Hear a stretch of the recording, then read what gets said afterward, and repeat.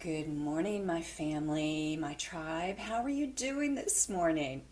We are on Ask Me Anything Thursday. It is November. So it was interesting. I was trying to think of what to talk about today. I had a couple topics that I think I'll address next week. But what came up for me was very real life. And that was food sensitivities or food intolerances. I actually had a client come in yesterday who has identified that salt makes her ears ring and vinegar makes her fingers swell, but we've got some other inflammation issues going on. And so I thought I would kind of explain, as part of my own life, what is a food intolerance? What is a food sensitivity? You can't really see it all that well on this camera, but I didn't put any makeup here. I have two red, they're very red, itchy whelps, and one on my neck. See that on my neck? And that's from gluten. And I know it, and sometimes I'm just willing to put up with this because of a piece of Italian flatbread, which may or may not have been the culprit. And my husband's fabulous orecchietta pasta with sausage and mushroom and arugula. So I know those things about myself. And you know what's interesting is when a food allergy is when you eat a peanut and you stop breathing, or you strawberries and you break out in hives immediately. That's an allergy. An intolerance or a sensitivity is usually built up over time due to leaky gut. And it's thought of as more of a digestive gut system dysbiosis as opposed to immune system. But what happens is that over time, if your digestive system has become compromised due to alcohol, caffeine, lots of antibiotics, poor gut bacteria, eating on the run, eating stressed, you go into sympathetic mode, you're not really digesting your food. But eventually it's going to pass through to your intestines, to your small intestine. And I have a graphic I'm going to post a little bit later in the group. I'm not sure how to post a graphic and do all this at the same time, but illustrates leaky gut. So the villi in your small intestine, represented by my fingers here, are supposed to have tight junctions, like a little picket fence. But when we eat under stressed mode, when we eat rushed, when we eat a lot of things, and we've got antibiotics, or we eat gluten, for instance, it releases enzymes that open up those junctures and lets food come into our system undigested, which sets up a response. And it can be, for some people, achy joints, it can be migraines, it can be spots on your skin, it can be cramping, diarrhea, constipation, foggy brain. Any of those things can be attributed to food sensitivities and intolerances. The interesting thing about food intolerances and sensitivities is that they don't always show up right away. In other words, I ate the pasta on last Friday night. I had a little bit more left over on Monday morning, and this is Thursday, and now I've just got, left cheek, this stuff appearing. So you can't always put two and two together, and that's what makes it tricky. The cheap, excuse me, the cheapest and easiest way is through an elimination diet. Just remove gluten, all bread, all pasta, all crackers, everything that would have gluten in it, including beer, for 30 days to 45 days. And see what happens if any of your symptoms subside. Or you can eliminate dairy.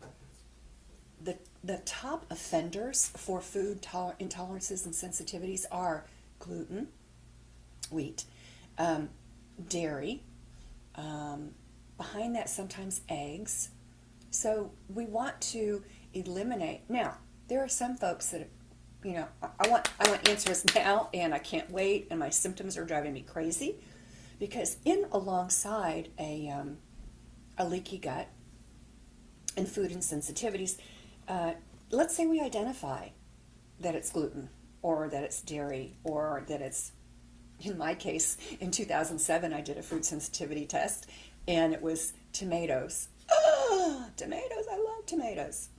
But as the practitioner pointed out to me, it's not a forever thing. Sensitivities and intolerances are not a forever thing, whereas an allergy is a forever thing. And so, what has to go alongside an elimination diet and identifying what foods are offensive is a gut healing protocol.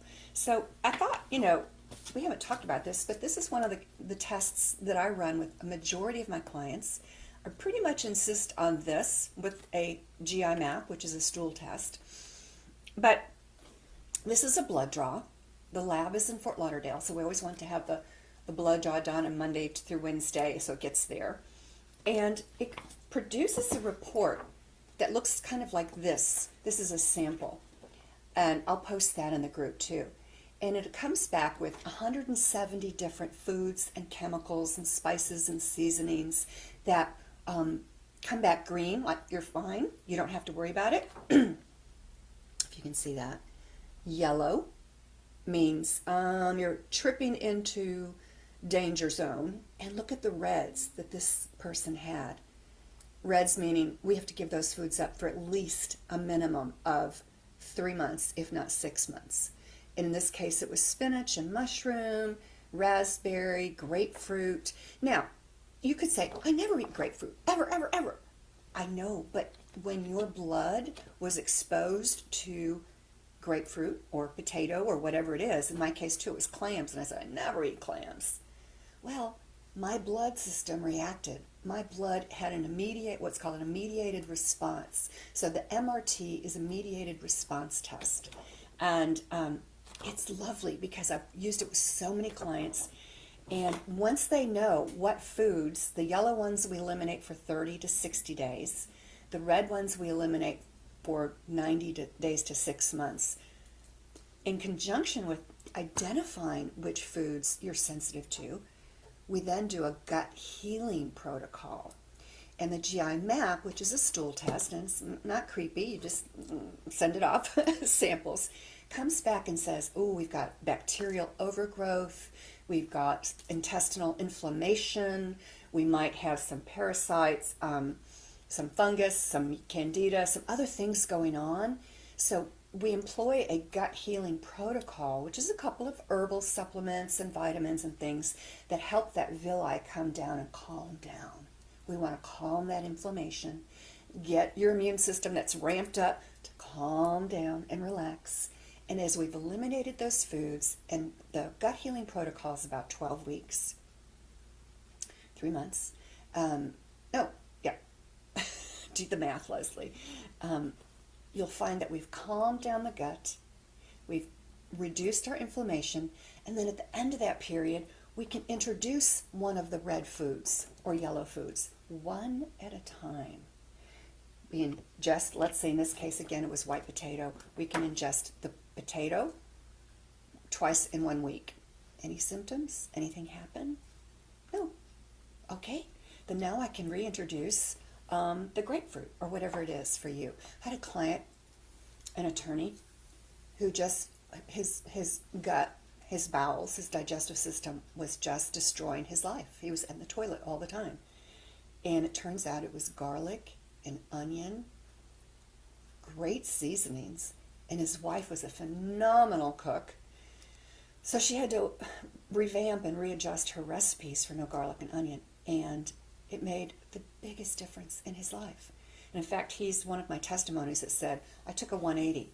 Life is great now, not concerned. So, food allergies, to recap, and intolerances are not forever.